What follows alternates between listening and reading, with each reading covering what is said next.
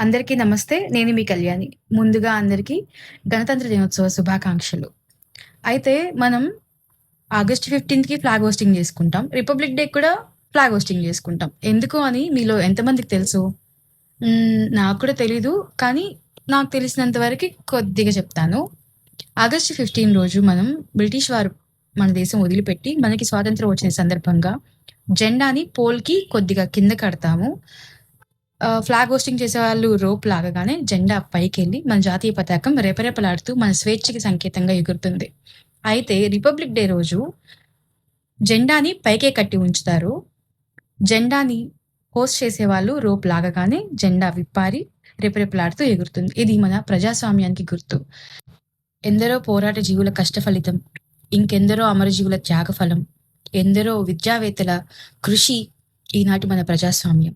Jai Hind.